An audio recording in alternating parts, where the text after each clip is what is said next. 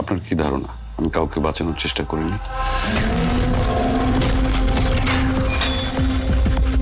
হেই, কি অবস্থা সবার? দেখছেন সিনেব্রোস, দিস ইজ জাহিদ। এখন কথা হবে চরকি থেকে যে সিরিজটা ড্রপ করা হয়েছে কালপুরুষ, এই সিরিজটা নিয়ে। তো বেশ কয়েকদিন থেকে আমি অসুস্থ থাকার কারণে আপনারা আমাকে রেগুলার দেখতে পাননি। এর মাঝখানে আমি 2-3টা ভিডিও করেছিলাম খুব কষ্ট করে। কালপুরুষ নিয়ে আমি অনেক দেরিতে কথা বলতেছি, এই ব্যাপারটার জন্য আমি আন্তরিকভাবে দুঃখিত। এর মাঝখানে আমি বহু কন্টেন্ট মিস করে গেছি, তো একে একে প্রত্যেকটা কন্টেন্ট দেখবো, সেগুলো রিভিউ করবো। কালপুরুষের গল্প সম্পর্কে আমি যদি আপনাকে একদম শর্ট করে বলি দেন, এখানে একটা মার্ডার হয়, এই মার্ডারের ইনভেস্টিগেট করে নাইম। তো মার্ডারের ইনভেস্টিগেট করতে গিয়ে বেশ রহস্যময় একটা ক্যারেক্টার আবির্ভাব ঘটে, তিনি হলো চঞ্চল চৌধুরী। তো এই মার্ডারের সাথে চঞ্চল চৌধুরী আদৌ কানেক্টেড আছে কি না, এবং দিন শেষে মার্ডারের রহস্য নাইম খুঁজে বের করতে পারবে কি না, সেটা জানতে হলে আপনাকে দেখে নিতে হবে কালপুরুষ। আজকের রিভিউটা শুরু করার আগে আমি ধন্যবাদ দিতে চাইবো ইউনিকো শপ ডিজিটালকে, যারা এই ভিডিওর স্পন্সর। তাদের কাছে আপনি খুবই কম দামে নেটফ্লিক্স, অ্যামাজন, হইচই, চরকি সহ সকল ওটিটি প্ল্যাটফর্মের সাবস্ক্রিপশন পেয়ে যাবেন খুবই রিজনেবল প্রাইসে। মজার ব্যাপার হলো সিনেব্রোসের দর্শকদের জন্য বেশ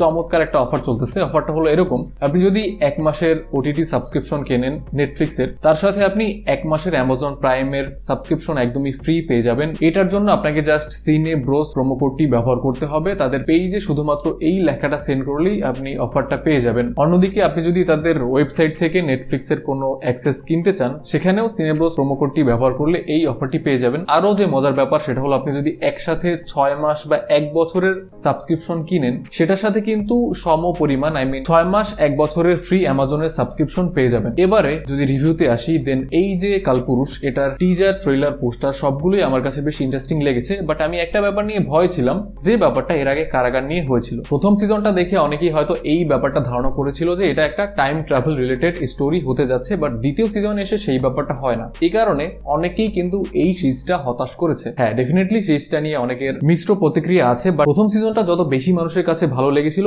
পরের সিজনটা তত বেশি মানুষের কাছে ভালো লাগেনি। তো সেখান থেকে এটা নিয়ে আমার একটা ডাউট ছিল যে ট্রেলার দেখে আমি যে ব্যাপারগুলো প্রেডিক্ট করেছি, এখানে টাইম ট্রাভেল রিলেটেড কিছু ব্যাপার দেখানো হতে পারে, সেটা আদৌ মেইন কন্টেন্টে দেখানো হবে কি না। মেইন কন্টেন্টটা আসলে টাইম ট্রাভেল নিয়ে। বাংলা ইন্ডাস্ট্রিতে এই কনসেপ্টের উপর তেমন কোনো কাজ হয়নি। এর প্রধান কারণ হলো বাজেটের সীমাবদ্ধতা। এই কারণের জন্যই মূলত এসব এক্সপেরিমেন্টাল কাজ করতে কেউই সাহস করেনি। বাট পরিচালক এই যে কাজটা করেছে, এই যে অ্যাটেম্পটা করেছে, এটার জন্য তাকে আসলে ধন্যবাদ দিতে হয়। অন্যদিকে প্রথমেই যার কথা আমি মেনশন করব, তিনি হলো নাইম। এই লোকটা 30 কেজি ওজন গেইন করেছে, যেটা নিয়ে সবাই অনেক প্রশংসা করেছে, এবং সত্যিকার অর্থেই আসলে প্রশংসা করার মতো কাজ তিনি করেছে। কারণ বাংলা ইন্ডাস্ট্রিতে যে নাটকগুলো হয়, সচরাচর আমরা যে নাটকগুলো দেখি, খুবই লো এফোর্টে নাটকগুলো করা হয়। সেখান থেকে এই যে সিরিজগুলো করা হচ্ছে, প্রতিনিয়ত সিরিজগুলোর কোয়ালিটি কিন্তু আমরা ইমপ্রুভ করতেছি। এই ব্যাপারটা কিন্তু মানতেই হবে। প্রত্যেকটা বছর কিন্তু চমৎকার কিছু সিরিজ আমাদের বাংলা ইন্ডাস্ট্রি থেকে আসতেছে। ওটিটি স্পেসে কিন্তু প্রচুর সিনেমা এবং সিরিজ আসতেছে, এবং সেগুলোর কোয়ালিটি কিন্তু দিনকে দিন উন্নতি হচ্ছে। এবং এখানে কিন্তু আমরা প্রচুর এক্সপেরিমেন্টাল কাজ করতে পারতেছি, এটাও বেশ ভালো একটা ব্যাপার। সেখান থেকে একটা ওটিটি প্ল্যাটফর্মের কাজের জন্য তিনি বেশ ভালো করেছে। বিশেষ করে তার অ্যাক্টিং এর কথা যদি বলি, দেন পুরো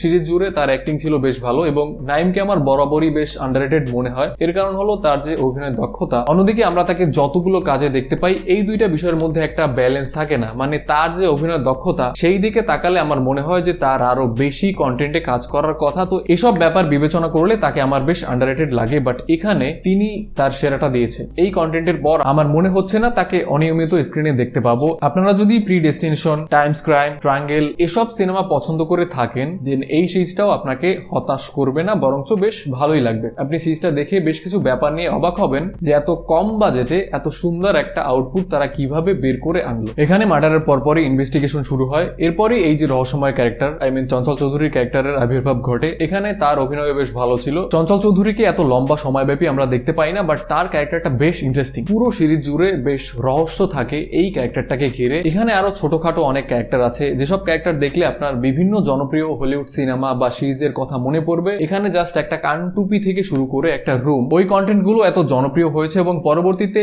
টাইম ট্রাভেল, টাইম লুপ এসব নিয়ে যদি কাজ করা হয়, দেন সেখানকার ছোটখাটো একটু রেফারেন্স বা ছোটখাটো একটু ছাপ, এই ব্যাপারটা দেখাই যাবে। তো ব্যাপারটা দেখতে কোনোভাবেই খারাপ লাগছে না, বরঞ্চ আমার কাছে বেশ ভালোই লেগেছে। এখানে যে মার্ডারটা দেখানো হয়। তো পুরো ব্যাপারটাই ঘটে ধানমন্ডি লেকের এরিয়াতে। তো এই যে লেকের আশেপাশের যে দৃশ্যগুলো এবং পুরো যে এমবিয়েন্সটা তারা ক্রিয়েট করেছে, বেশ ডার্ক একটা ব্যাপার, এটা বেশ ভালো লেগেছে। এর সাথে আমি এখানে ক্রেডিট দিতে চাইবো এই সিরিজের টেকনিক্যাল পার্টকে। ব্যাকগ্রাউন্ড মিউজিক, এডিটিং এখানে জাস্ট ফাটাই দিচ্ছে। বিশেষ করে এডিটিং যে সেক্টরটা, এই সেক্টরে তারা চমৎকার কাজ করেছে। জে কাট, ইল কাট এবং একটা সিকোয়েন্সের সাথে অন্য একটা সিকোয়েন্সের যে মিল, এইটা তারা এত স্মুথলি করেছে। ফ্ল্যাশব্যাকে আপনি কিভাবে যাচ্ছেন, সেখানে যে কাট এবং পুরো ব্যাপারটা তারা বেশ চমৎকার ভাবে হ্যান্ডেল করেছে। এখানে আমি টেকনিক্যাল পার্টটাকে, বিশেষ করে এডিটিং টিমটা জাস্ট ফাটিয়ে দিয়েছে। তাদেরকে আমি মন থেকে অ্যাপ্রিসিয়েট করতে চাইবো। তারা এখানে ফ্যান্টাস্টিক কাজ করেছে। কালপুরুষে এত এত ভালো ব্যাপারের মধ্যে কিছু ব্যাপার আমার কাছে একটু দৃষ্টিকটু লেগেছে এবং এসব কারণেই এই যে কাজটা একদমই কাল্ট কোনো কাজ হয়ে থাকবে না। পুনলৌকিকের মতো মানুষ